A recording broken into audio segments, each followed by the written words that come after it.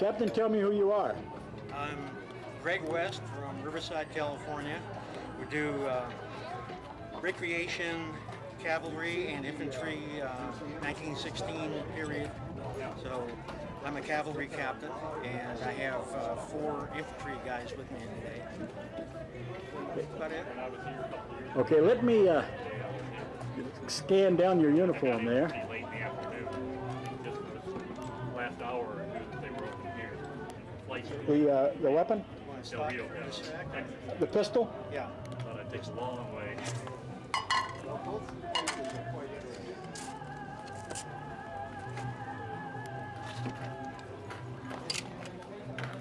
That's your standard 45 Colt automatic. Very nice. There's 230 grain ACP bullets. Okay. How many men are in your outfit when you assemble back in Riverside? About 20. About 20. You travel much? Just as far as this group, just over here. We do some World War I type of things too. Mainly around Southern California for the World War I things. A few parades, things like that. Okay. Thank you very much, Captain. No, you're quite welcome. Who are you, sir? My name is Prince McKenzie. I'm a conductor on the Southern Pacific Railroad, and in 1881 we had a joining of the rails. The Southern Pacific and the Santa Fe Railroad joined rails in right up the road here in Demi, New Mexico, and it was this week in March 8, 1881, when we had the first link up of our transcontinental railroad across the Southwest. And the next day, the raid. And then later on, in 1902, our El Paso Southwestern Railroad came right through town here and went on into El Paso. And in our museum in El Paso, we actually have locomotive number 1, and it is built in 1857. And this year is the sesquicentennial year of our locomotive. So come visit El Paso and you can see our locomotive and attend our celebration. Easterners and old aviators invited? Sure. Thank you very much, sir. Everybody's invited, and we've also got a whole lot of exhibits about the role of the military on the railroads from the Civil War on. And we've even got images of the cavalry that came out here on railroads from the north, like Ohio. They came out here and in pursuit of Pancho Villa in the punitive expedition.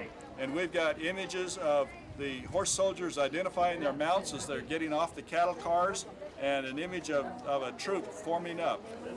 So come out and see us. Thank you We'll show very you more. Thank you very much, Mr. Conductor. You're welcome.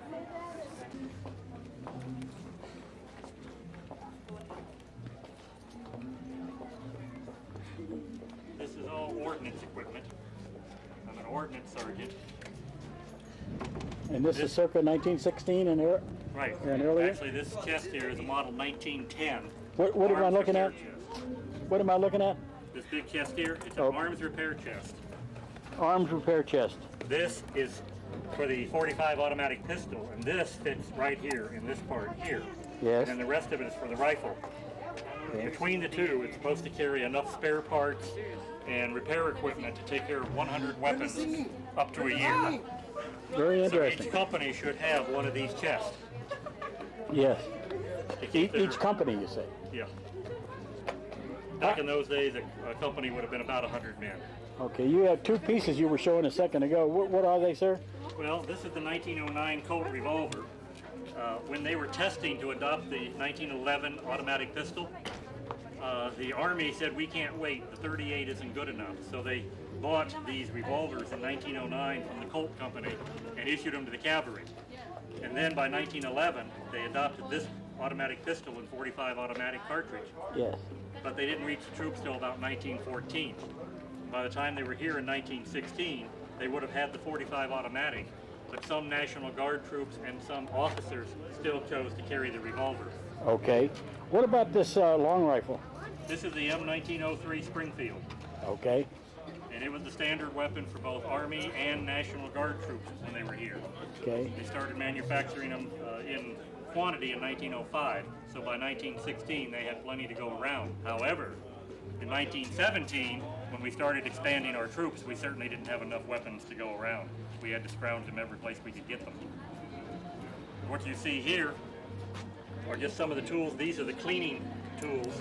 This tube is an oiler, and it carries these little cord things here, and it goes in the butt of the rifle here. All right. And it's a cleaning kit. With this cord, there's a weight. You undo it, and you drop the weight down the barrel.